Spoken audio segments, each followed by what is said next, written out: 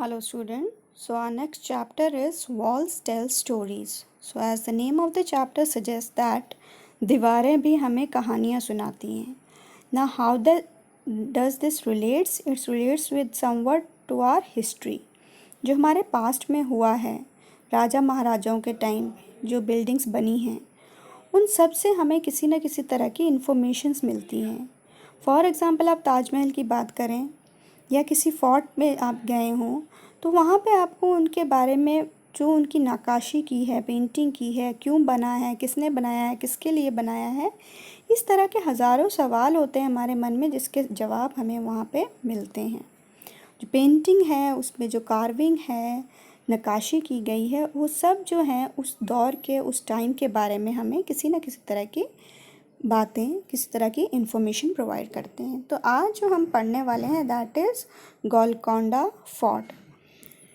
First one is reached Golconda. तो ये जो ग्रुप है ये गोलकोंडा पहुंच गया है. At last we reached Golconda. We were glad that didi was with us. Didi studies history and we enjoy visiting different places with her. तो ये जो कुछ बच्चे हैं ये अपनी दीदी के साथ इस फोर्ट पर पहुंचे हैं. This is the Golconda fort बेटे.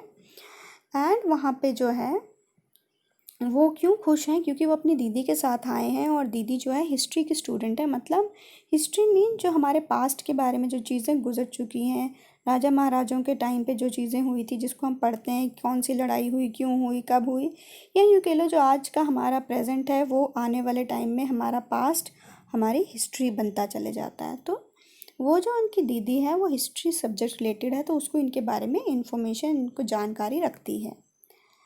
Selja, my goodness this fort is so huge. तो शैलजा क्या बोलती है कि ओ देखो कितना बड़ा फोर्ट है. Sridhar, and see at what height it is built. और साथ में ये भी देखो कितनी ऊंचाई पर ये बना हुआ है. Kalyani, just look, have you ever seen such a huge gate. और जब उसके गेट को देखते हैं तो देखते हैं कि कितना बड़ा है. Shailaja, it must be very heavy. I wonder how many people would be needed to open and close this gate. तो ये बच्चे आपस में बातचीत कर रहे हैं कि देखो कितना बड़ा है, कितनी ऊंचाई पे बना है गेट, देखो कितना हैवी है कि इसको बंद और करने के लिए और खोलने के लिए ही हमें कितने ज़्यादा लोग लगते होंगे. ये सब बच्चे क्या कर रहे हैं, जब बातें कर रहे हैं तब उसके बारे में डिस्कस करके उनके दिल में जो क्वेश्चंस आ रहे हैं उनके बारे में वो बातें कर रहे हैं. अब कल्याणी क्या बोलती है, look at this sharp iron spokes, I wonder why they were made. तो वहाँ पे जो आयरन स्पोक्स मतलब लोहे की एक तरीके से तारे या स्पोक्स होती हैं बेटा, कांटेदार धारदार जो चीज़ होती है उसको बोलते हैं spokes. Look at this thick walls too. और साथ में तो ये जो बच्चे हैं ये आपको क्या कह रहे हैं, किले को एक तरीके से मुआयना करवा रहे हैं, आपको किले को दिखा रहे हैं कि देखो ये देखो खिड़की, ये देखो इसके ऊपर पत्थर, ये देखो इसके ऊपर गेट, या अलग अलग चीज़ें जो जिस बच्चे के दिमाग में जो उसको देख के वो अट्रैक्ट हो रहा है उसी चीज़ के बारे में वो अपने फ्रेंड्स को बताने की कोशिश कर रहा है. श्रीधर क्या कहता, I have never seen such thick walls. Sridhar कहता है कि भाई मैंने तो इससे पहले कभी इतनी मोटी दीवारें नहीं देखी हैं. Next, Kalyani, at some places a part of the wall comes out in a round shape. I wonder why. तो उसने कहा कि कुछ कुछ जगहों पे क्या है कि दीवार जो है गोल शेप में बाहर की तरफ को आ रही है और पता नहीं ऐसा क्यों हो रहा है. दीदी, these are called bastions, बुर्ज. बेटा इनको बोलते हैं बैस्टियन या बुर्ज जो होते हैं. These are the round shaped structure. जैसे कि इसने बताया कि राउंड शेप्ड होती है घर की कार्विंग में, जो अगर आप कार्व करें दीवार को that is the round shape structure. और यूजुअली ये क्यों किए जाते थे ऑन द फोर्ट. अगर आपने भी कोई फोर्ट देखा है, विज़िट किया है कहीं पे, तो वहाँ नोटिस किया होगा कि इस तरह के गोल से आपको स्ट्रक्चर्स मिलेंगे and they are actually called the chhavani. अगर आप यहाँ पे देखें तो जैसे हमारे जो ये आर्मी पर्सन्स होते हैं वो अपने लिए छावनी बनाते हैं, किसके लिए, टू लुक अराउंड प्रोजेक्ट. दो बाहरी सिक्योरिटी पॉइंट ऑफ व्यू से वो अपने लिए एक बाउंडेड वॉल बनाते हैं जिससे उन्होंने छोटी सी जगह रखी होती है सिर्फ देखने के लिए, अदरवाइज वो पूरी तरफ से कवर्ड होते हैं. तो ये किलों में भी इस तरह की चीज़ें आपको ईजिली विजिबल होती हैं. See these are even higher than the walls. तो ये जो छावनी हैं, जो बेसिटन्स हैं, ये जो कितने बड़े बड़े होते हैं कि दीवार से भी ऊंचे होते हैं. The outer wall of this fort has 87 bastions, तो द आउटर मोस्ट, अब ऑब्वियसली जो आपके बेस्टियंस हैं, जो आपको एक सिक्योरिटी पॉइंट ऑफ व्यू, वो कहाँ पे ज़रूरी होगा, जो आउटर मोस्ट वॉल्स होती हैं वहीं से। तो अगर आपने कहीं नोटिस किया हो बेटा, राजा महाराजाओं के किले हैं, उस पर अटैक हो रहा है, या तो उसकी जो सिक्योरिटी कहाँ पे से देखेंगे, वो अपने किले से ही देखते थे। तो ये वो प्लेसेस होती थी जहाँ पे वो जो सिपाही है वो वहाँ बैठ करके सारी तरफ नज़र रखेगा कि किसी तरह की कोई अनयूजुअल एक्टिविटी तो नहीं परफॉर्म हो रही। Thick walls, a huge gate, and so many bastions, so many ways to ensure security. So security के लिए उन्होंने ये दीदी क्या बता रही है कि thick walls भी हैं, इतना बड़ा गेट भी लगा है, और साथ में इतने सारे bastions हैं। अब फिर बता रही हूँ bastions क्या होते हैं। They are called the बुर्ज। बुर्ज मतलब छावनी, जो एक सिक्योरिटी पॉइंट ऑफ व्यू से बनाया हुआ, अगर हम अपने बोलें कि सिक्योरिटी का एक कमरा, पर इट इज़ नॉट अ कमरा, बट इट इज़ जो carved structure from the wall, दीवारों में ही कार्व स्ट्रक्चर है, जो बाहर से तो डिज़ाइन लगेगा लेकिन अंदर से उसका यूज़ क्या है, it is used for a security purpose. Next is, ये आपको यहाँ पे पिक्चर दिखाई गई है बेटा, कि अगर आप यहाँ नोटिस करें कि ये पूरी की पूरी दीवार है, यहाँ पे देखिए, और उसके बाद ये साइड पर यहाँ पे एक, आपको ऐसा लग रहा है कि भाई अगर दूर से देखें तो हम बोलें क्या ये वाटर टैंक है।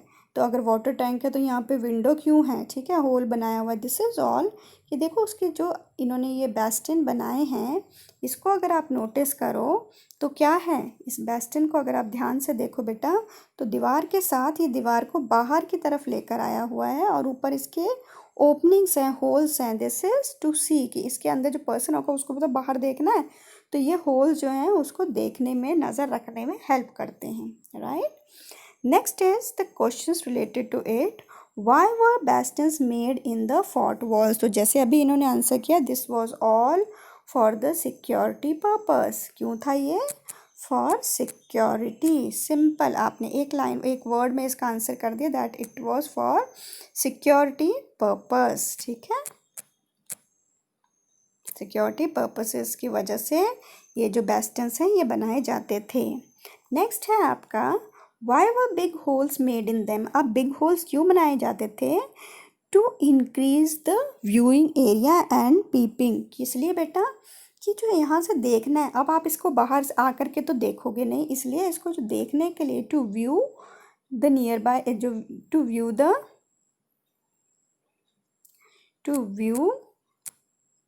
द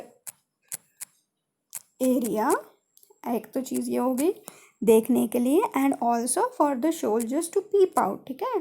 शोल्जर्स इसका किस में हेल्प करें, शोल्जर्स की किस में हेल्प होएगी, शोल्जर्स जो हैं इसमें से पीप कर सकेंगे, झांक कर देख सकेंगे what all things are happening outside. Clear, so this is the reason why they were built and why they had holes. Next one is, what difference would be there if you were to look from straight flat wall or bastion at a height? How would the soldiers find peeping from the holes in bastions useful while attacking? ठीक है, तो इसमें बोला क्या है कि क्या difference होगा, कोई दीवार से देख रहा है और कोई बेस्टन से देख रहा है, तो क्या फ़र्क रहेगा, क्या फ़ायदा या नुकसान है। तो बेटा इसका फ़ायदा या नुकसान क्या है, जब आप बेस्टन से देख रहे हैं कि उसमें से जो है सोल्जर, जो है जो सैनिक है, वो उसमें से झांक कर देख रहा है, पीप करके देख रहा है उन छोटे छोटे होल से, और वो इस तरह से उसमें सेफ है। लेकिन अगर वही सोल्जर अगर दीवार पे खड़ा होकर के देख रहा होगा, तो जो अटैकिंग पर्सन है वो भी तो उसको इजीली देख पाएगा, तो उसके ऊपर अटैक इजीली हो जाएगा। दूसरा, और इसके साथ साथ उसका क्या है, जो ये बेस्टन्स बने थे इधर एक ही जगह खड़े होकर के और आराम अपने चारों तरफ देख कर के, उसके चारों, क्योंकि वो हाइट पर होते थे, तो वो चारों ओर घूम करके अपने 4 साइड ऑल डायरेक्शंस में उसमें पॉसिबिलिटी थी कि वो उसको अपना व्यू देख सकता था। एंड ये सब चीज़ें जो है नॉट पॉसिबल थी for a straight flat wall. अगर सीधी खड़ी दीवार पे अगर कोई खड़ा है, या कोई सीधी खड़ी दीवार के सामने नीचे कोई एक छोटा सा होल बना करके देख रहा है, तो उसके लिए क्या होगा, वो सिर्फ सामने का व्यू देख पाएगा, साइड पे थोड़ा देख पाएगा, पर एग्जैक्ट जो उसको बोलते हैं ऑल साइड व्यूज़ को नहीं मिलेगा on a straight wall. Next is, what did we find inside the fort. अब अंदर उन्हें क्या मिलता है हम उसके बारे में पढ़ लेते हैं। आई wonder how old this fort would be. Do you think the king built the fort so that he could live here. ठीक है, तो पहला क्या है,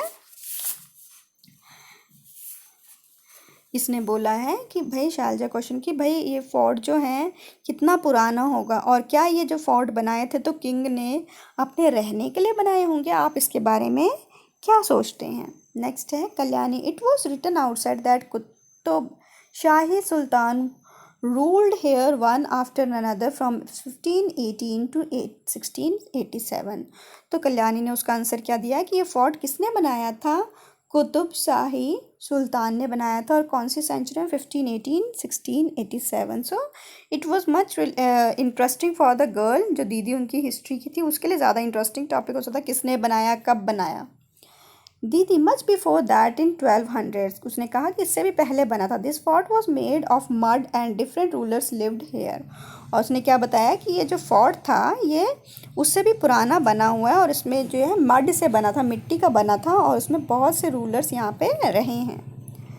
Selja, oh look this board has a map on the fort, तो आगे वो देखती है कि एक बोर्ड पर मैप लगा हुआ है किसका, फोर्ट का। Sridhar, this map shows so many gardens fields and factories, see there are many places also inside the fort.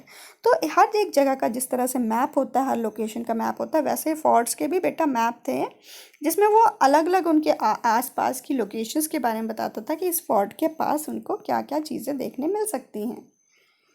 Shalja, that means that not only the Sultan but many other people like farmers and workers must also have been living here. Kalyani, it must have been a complete town. ठीक है, तो ये बच्चे अपने अपने questions के answer कर रहे हैं दैट कि इस फोर्ट में जो है और भी लोग रहते होंगे, एंड वो जो है एक तरीके से ये फोर्ट नहीं, एक पूरे टाउन बना होगा जहाँ पे बड़ा छोटा गरीब अमीर सारे के सारे लोग वहाँ रहते होंगे। The Sultan's Palace, Shridhar, these steps seems to go on and on। अब जो पैलेस है, जो उसका मेन रहने वाली जगह है, उसके बारे में बता रहा है श्रीधर, उसको बता रहा है कि यहाँ पे जो स्टेप्स हैं वो ख़त्म ही नहीं हो रहे, चलते ही जा रहे हैं हम। ठीक है, Shalda, even in those days they used to have buildings with 2 floors। Now the building is in ruins, but one can imagine the earlier there were many big halls and rooms here। सो शैलजा उनको बताती हूँ कि पुराने ज़माने में भी जो है जो घर बनते थे या जो पैलेसेस होती थी, जो उनकी बिल्डिंग्स होती थी, दे हैड 2 फ्लोर्स या डबल बिल्डिंग्स टाइप होते थे। और अब हमें चाहे कुछ ना दिख रहा हो, कुछ चीज़ें टूट चुकी हैं, क्योंकि फोर्ट जो हैं कई जगह से टूटे हैं, पुराने हैं, तो उनकी अमेंडमेंट नहीं हुई है। इस वजह से हमें विजिबल तो नहीं हो रहा होगा कि हाँ एक छोटा कमरा या बड़ा कमरा है, बट उनके स्ट्रक्चर से देख करके ये लग रहा है कि यहाँ पे बहुत बड़े बड़े कमरे, हॉल्स, रूम्स हुआ करते होंगे। Sridhar, look at this beautiful carving on the wall, it is so fine. तो श्रीधर ने कोई दीवार के ऊपर पेंटिंग या कार्विंग देखी जिसको नक्काशी कहते हैं बेटा, कितनी सुंदर बनाई थी, उसकी तारीफ कर रहे थे। Kalyani, we also saw something like a fountain on the roofs. Yes, there were many big tanks and fountains here, they used to be full of water। ठीक है, तो फाउंटेन क्या, पानी का जो फुवारा जिसको हम बोलते हैं वो है यहाँ पे फाउंटेन।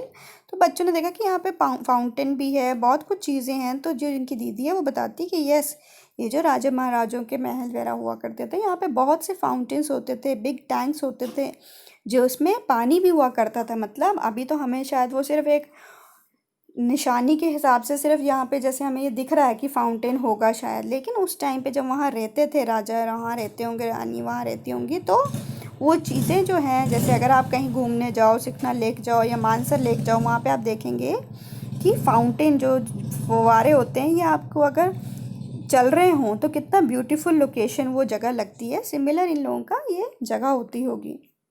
वाओ व्हाट इंजीनियरिंग, तो अब उनको कुछ और नई चीज़ दिख गई जिसके लिए उन्होंने तारीफ करें कि कितना सुंदर बना है। क्या, think even today when engineers design house है, sometime there is dampness in the wall and here so long ago there were fountains on the terrace, the building must have been made with such good understanding. If we think how people lived in 500 years ago, so many questions come out to mind. For example, how was water lifted to such heights? Can you guess how? ठीक है। सो इसमें क्या है, इसमें बोला गया है कि देखो इंजीनियरिंग मतलब अब अगर आप घर भी बनाते हो बेटा तो एक आर्किटेक्चर को बोलते हो कि भाई हमारे घर का नक्शा बना के दे, फिर हम घर बनाते हैं। हम बहुत चीज़ें सोच के देख के कि हाँ खिड़कियाँ होगी, दरवाज़ा वहाँ होगा, छत ऐसा बनेगा, सब चीज़ें हम उसमें देखते हैं। सिमिलरली वो इसकी जो फोर्ट है उसकी तारीफ़ कर रहे हैं कि कितने अच्छे से कंस्ट्रक्ट हुआ होगा, कितने अच्छे से इसकी सोच इंजीनियर ने सोचा होगा कि इस तरह से बने कि ऊपर छत के ऊपर फाउंटेन्स होते थे बट स्टिल वहाँ पे जो है किसी भी तरह का सीलन नहीं है, गीले नहीं है। इतने पुराने फोर्ट हैं लेकिन फिर भी यहाँ पे कोई गीलापन नहीं नज़र आ रहा है। साथ ही साथ कि इतनी ऊंचाई पे अगर फाउंटेन्स थे तो वहाँ पे पानी पहुँचा कैसे करता था। नेक्स्ट इज आपसे कुछ क्वेश्चंस पूछे जा रहे हैं। How would the fountains have worked? ठीक है कि फाउंटेन किस तरह से काम करते होंगे।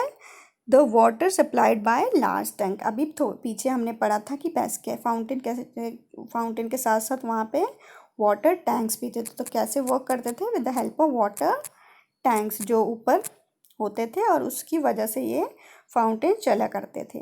Next one is what arrangement would have been made in the building for air and light? Air और लाइट के लिए बेटा जहाँ पे भी इन्होंने देखा, इनको क्या दिखा था? दैट वॉज कि हर जगह उनको विंडोज़ दिख रही हैं, लार्ज विंडोज़। ठीक है, बड़ी बड़ी विंडोज़ हैं, डोर्स हैं, वेंटिलेटर्स हैं।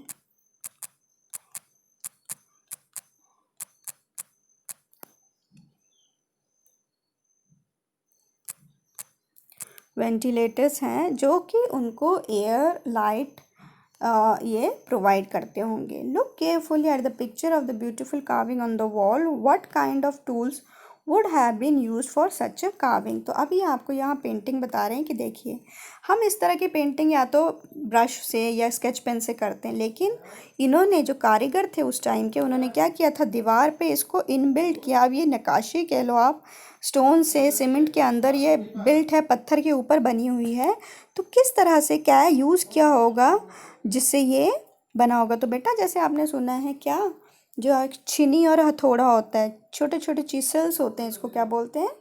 चिसल बोलते हैं। चिसल क्या होता है? An instrument which is use for carving. ठीक है, CHISEL, चिसल।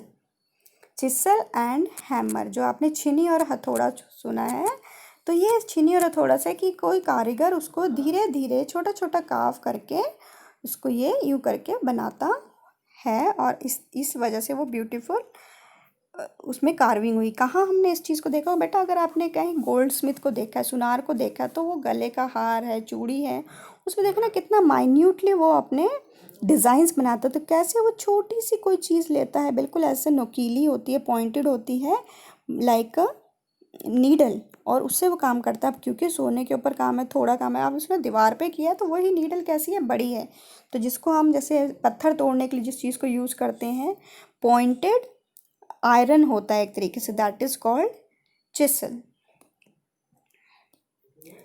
We still do not have any electricity at many places in our country, even at places which do not do have electricity. Imagine what would happen if there were no electricity for 1 week. What are the things that would be difficult to manage without it? अगर electricity नहीं होती तो क्या मुश्किलें आती बेटा? सबसे पहले there would be great scarcity. अब हमारे यहाँ सब चीज़ें प्रॉब्लम क्या है, पानी जो है ऊपर कैसे जाएगा, आएगा कैसे? With pumps. ठीक है, और वो चलेंगे कब? जब इलेक्ट्रिसिटी होगी, नहीं होगा तो पानी नहीं आएगा, first thing. Second, we will not be able to watch TV, not use computer, और जो भी हमारी इलेक्ट्रॉनिक डिवाइसेस हैं वो सारी की सारी हमारी बंद हो जाएंगी, because all the electronic devices they need electricity. और जो काम है हमारे स्कूल ऑफिसेज़ का, कहीं पे भी जो है सारे का सारा काम जो है एक तरीके से पॉसिबल ही नहीं हो पाएगा एक तरीके से। अब कि अगर हम लाइफ सोचें बिना लाइट के, बिना इलेक्ट्रिसिटी के, तो that will be nil.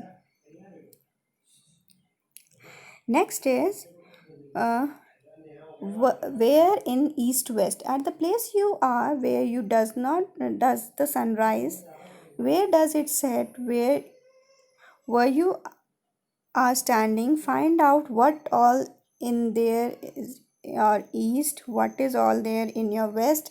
Also find out the places are you north and south. ठीक है, तो आपसे बोला जा रहा है कि अगर आप किसी एक जगह खड़े हुए हों तो वहाँ से आप सोच के बताइए कि कौन सा आपका नॉर्थ साउथ ईस्ट वेस्ट होगा। तो ये हम कैसे बता सकते हैं बेटा कि पुराने टाइम पे घड़ियाँ नहीं हुआ करती थी, so they use to watch time या estimate time with the help of movement of the sun rays. ठीक है, कि सन जो है, sun rises from the east sets in the west. अगर जो सन के राइज जहाँ से हो रहा है अगर हमें दिख रहा है वो उगता हुआ सन, तो that means that side is the east of my side. फिर जहाँ पे वो सेट होगा दैट इज़ वेस्ट, उसके ऑपोजिट में हमारा right. Now I am standing in the class. अगर आप क्लास में खड़े होकर के भी इस तरह से आप अपनी डायरेक्शंस को आइडेंटिफाई कर सकते हो, बता सकते हो दैट कौन सी साइड हमारी नॉर्थ साउथ ईस्ट वेस्ट होगी। Next is look carefully at the map of Golconda. On the map, arrows show all the 4 direction. ये आपका इस तरह का मैप जो है आपके नेक्स्ट पेज पे दे रखा है, जिसपे ये ऊपर की तरफ north south east and west, ये डायरेक्शन आप अपने 3rd स्टैंडर्ड से पढ़ते आ रहे हो कि अगर हम सेंटर पे खड़े हों, हमारे ऊपर नॉर्थ, नीचे साउथ, यहाँ पे ईस्ट और लेफ्ट हैंड साइड पे हमारे वेस्ट होता है। ठीक है, this all you have done in your 3rd 4th standard also direction. So related to this map, some of the questions are asked here. First one is, if you are peeping inside from Bodli Darwaza, in which direction from you is the Katora horse? तो this is the thing, आप अगर उसको ध्यान से पढ़ेंगे तो it is, अगर आप मैप को देखेंगे तो it is in the north direction. ठीक है, next one is, if someone is entering from Banjara Darwaza, in which direction is the Katora horse? अगर वो बंजारा दरवाजे से अंदर जाएगा तो कटोरा हॉर्स किस साइड पर आएगा? It will be in west direction. I am answering all this because I have seen this map. Clear? So you can also answer it yourself if you carefully observe this map. The next one is, in which direction will you walk from Bala Hisar to reach Moti Mahal? ठीक है, in which direction आप चलोगे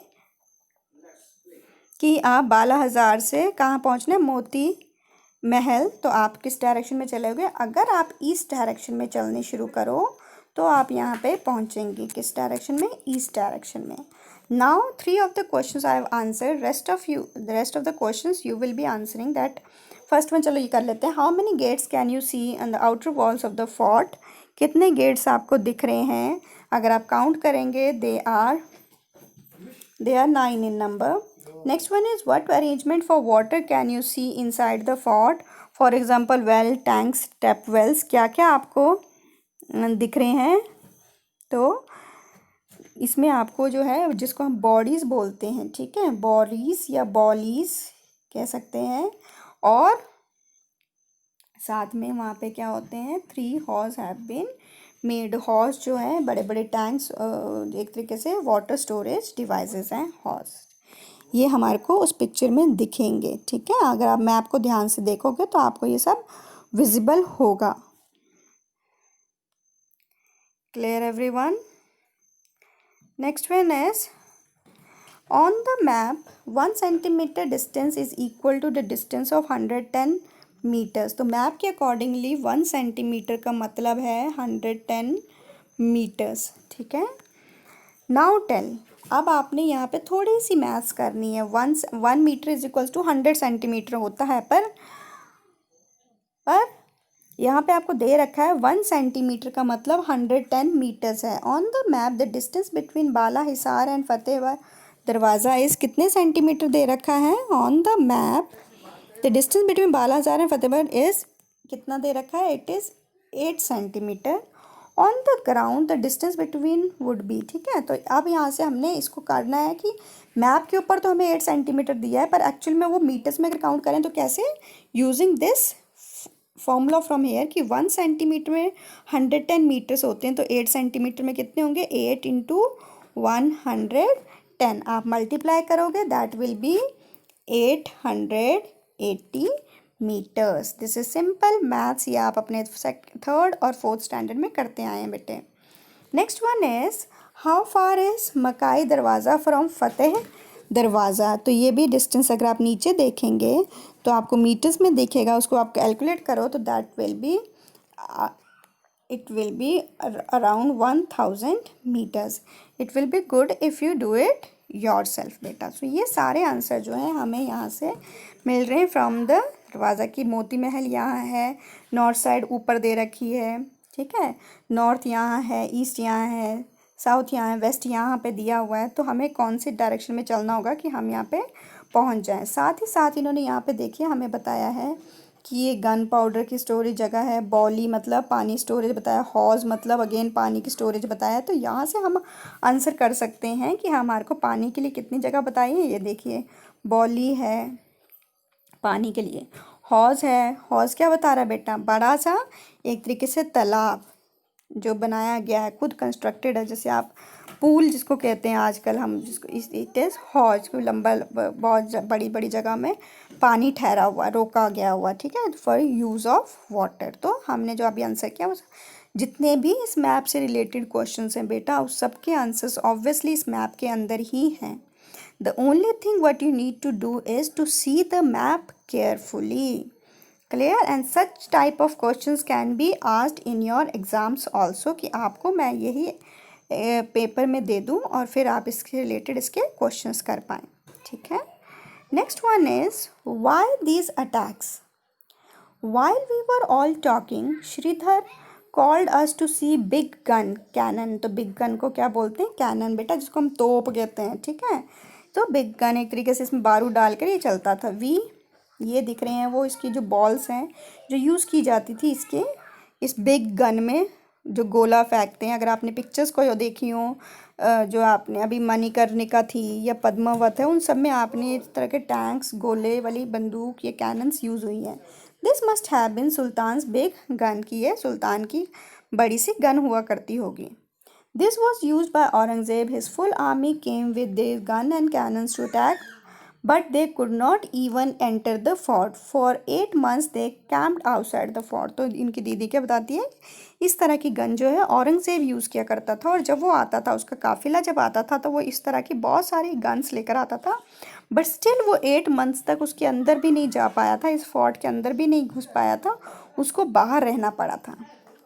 why would the army come here all the way from Delhi. तो बच्चा पूछता है कि भाई वहाँ से दिल्ली से आया ही कोई क्यों, कि इसके फोर्ट के अंदर कोई घुसेगा या किसी या इसके अंदर जाने के लिए वो क्यों आए होंगे। तो दीदी क्या आंसर करती है, in those days emperors and kings played such tricks, they tried to make smaller kingdoms a part of their own kingdom. This was done sometimes by friendship, sometimes by flattery, or even by marriage between families, and when nothing else worked they attacked them। तो दीदी ने क्या बताया कि हर कोई राजा जो था वो क्या चाहता था कि उसके नीचे छोटे छोटे गांव को, छोटे छोटे कब्जे ये इनको अपने अंडर करे, छोटे छोटे किंगडम्स को अपने अंडर करे। और ये सब चीज़ें कैसी की जाती थी, या तो आप उनसे दोस्ती कर लो कि ठीक है तू और हम दोनों साथ साथ, तो हम दोनों का ये एक हो गया, और या उसको दोस्ती दोस्ती में अच्छे से उसको कर लो, फ्रेंडशिप में कि ठीक है ये तुम मुझे दे दो तो ये मेरा हो गया, इन अ फॉर्म ऑफ फ्रेंडशिप, या किसी से चापलूसी करके फ्लैटरिंग, और बाय डूइंग द मैरिज, कि भाई लड़की की शादी अगर उस जगह में होगी तो उधर का भी हक जो है उनके पास आ जाएगा। तो किसी भी तरह से अगर ये कोई भी स्कीम काम ना करे, कि भाई ना तो फ्रेंडशिप काम आए ना ही मैरिज काम आए, then the last option was to attack, कि एक राजा जो है दूसरे के किले पर अटैक करेगा, जो जीतेगा फिर किला उसका, ठीक है। Next is why is it that Aurangzeb army could not get into the fort? He had so many soldiers and big guns. Didn't you see?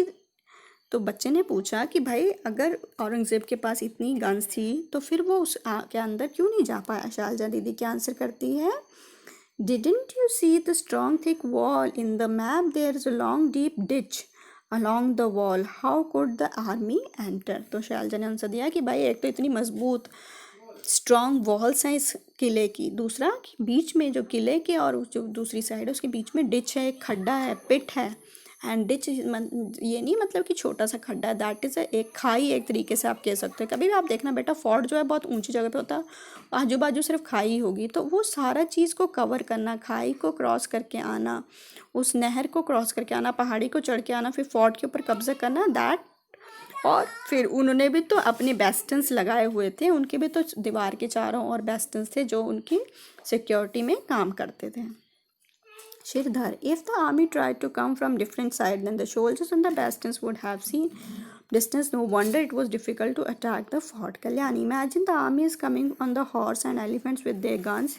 Sultan's army stand fully prepared. Oh no, how many people and soldiers on both the sides must have been killed in all this fighting. Why do people attack and wars? तो वो क्या बता रहे हैं, जैसे मैंने आपको बताया बेटा कि श्रीधर कहता है कि हाँ, एक तो खाई थी, दूसरा कि हर दीवार के पूरी चारों तरफ जो है बेस्टन्स है, मतलब वहाँ सिक्योरिटी पर्सन्स खड़े थे, तो जब कोई ऐसा अटैक होता भी होगा तो सिक्योरिटी पर्सन्स अलर्ट होते होंगे and they would fight, and इस वजह से वो अंदर नहीं आ पाए होंगे। तो शैलजा क्या कहती है कि भाई ये सब लड़ाई क्यों करते होंगे दोनों तरफ की, ऑब्वियसली जो जीता है या जो हारा है, लड़ाई हुई तो वहाँ पे एक फॉल्ट किसका है, कौन मरा, जो सैनिक हैं, जो सोल्जर हैं, वो तो किसी भी साइड का होगा, है तो इंसान, वो तो मरता है। तो भाई लोग लड़ते ही क्यों हैं कि जो अटैक करेंगे और फिर वॉर होंगे और फिर वो मरते हैं। Shraddha, guns and cannons are the things of the past now. These days many countries have nuclear bombs. A single bomb can cause so much destruction. तो श्रीधर क्या बताता है कि भाई गन और कैनन्स, ये तोप के गोले हैं, तोप है, गन है, तीर कमान है, ये सारी तो पुरानी चीज़ें होंगी। आजकल तो हर एक कंट्री के पास अपना अपना न्यूक्लियर सिस्टम है। आप लोग न्यूज़ में देखते हैं ये डिस्कवर हुआ, वो डिस्कवर हुआ, एयर जेट्स हैं, हर जगह पे हर कंट्री अपने आप को डेवलप करने की कोशिश कर रही है। अब तो फाइटिंग जेट्स हैं, और ये सब चीज़ें कहाँ हैं, न्यूक्लियर बॉम्ब है कि अगर एक बॉम्ब भी वो लगा दें तो पूरी दुनिया, पूरी जगह जो है वो तबाह हो जाएगी। नॉट फॉर 1 or 2 पर्सन, और या जो आर्मी है वो नहीं ख़त्म होगी, पूरा वो शहर ही ख़त्म हो जाता है। ठीक है, अब हम इससे रिलेटेड बेटा कुछ क्वेश्चंस कर लेते हैं। That is, have you recently read or heard about any country attacking and going war with another country? This is, आप लोग आंसर करेंगे, नहीं पढ़ा है तो पढ़ो इसके बारे में। Find out what was the reason for this war, what kind of weapons were used in this war and what kind of destruction was caused in this. ठीक है बेटा, तो अगर हम इसके बारे में देखें कि क्या इस तरह की कोई चीज़ें हुई थी, हम कह सकते हैं यस, इस तरह का अटैक हुआ था। यूनाइटेड स्टेट्स में हुआ था, इराक में हुआ था इस तरह का अटैक। यूनाइटेड स्टेट क्यों हुआ था, united state wanted to take over the Iraq president Saddam Hussein को उसके ऊपर कब्ज़ा करने के लिए, तो इसलिए अटैक हुआ था फ्रॉम यूनाइटेड। किस तरह की जो वेपन्स यूज़ हुए हैं, थर्ड पार्ट में आपसे पूछा what kind of weapons were used. So they were very sophisticated, कि अब जो है, अब वो कैनन्स वाला ज़माना तो रहा नहीं, तो उन्होंने क्या यूज़ किया था, helicopters, machine guns, explosive means bomb, nuclear bombs type ये चीज़ें यूज़ की गई थी। What kind of destruction was caused of this, तो ऑब्वियस है बेटा, जब ये सब चीज़ें हुई हैं तो क्या डिस्ट्रक्शन भी जो है वो लाइफ और प्रॉपर्टी दोनों की डिस्ट्रक्शन हुई होगी। ठीक है, now the next one is the big gun that Shridhar saw was made of bronze. Have you seen anything made of bronze? What? कि क्या आपने कभी चीज़ ब्रॉन्ज से बना, तो यस, हमने ब्रॉन्ज से बना हुआ चीज़ें देखी हैं। क्या बेटा, जो आइडल्स होती हैं, कई बार मूर्तियाँ, मेडल, ये जो चीज़ें होती हैं, ये आइडल्स मतलब जो आप कई बार पूजा के लिए भी जो मूर्ति लेकर आते हो, वो जो हैं किसकी बनी होती हैं, ब्रॉन्ज की। मेटल, जो मेडल्स आप लोग जीतते हैं गेम स्पोर्ट्स में, वो भी ब्रॉन्ज मेडल जो होता है वो ब्रॉन्ज का ही बना होगा obviously. Next one is, tribal people have been using bronze to make many things since thousands of year. One wonders how they took out copper and tin from the deep mines, melted these metals and turned them into beautiful things. तो जो tribal people हैं, जो बंजारे लोग होते हैं, जो जंगलों में रहते हैं, ट्राइब्स में जो रहते हैं, ये आप सोचो उनके बारे में कि वो कितनी डेकोरेटिव पीसेस, आप कभी उन ट्राइबल का जो गहने होते हैं जो वो पहन रखते हैं, उनको देखिएगा कितने ब्यूटीफुल होते हैं। तो वो कह रहे हैं कि आपने कभी सोचा कि किस तरह से वो माइन से, खान से, जो कॉपर की खान है, ब्रॉन्ज की खान है, वहाँ से ब्रॉन्ज की खान है, वहाँ से निकालते होंगे, माइन से निकालते होंगे, और फिर उसको एक कलरफुल और शाइनी मेटल में कन्वर्ट करके उससे अपने यूटेंसिल्स बनाते हैं, उससे अपने ऑर्नामेंट्स बनाते हैं, तो कितना डिफ़िकल्ट होगा।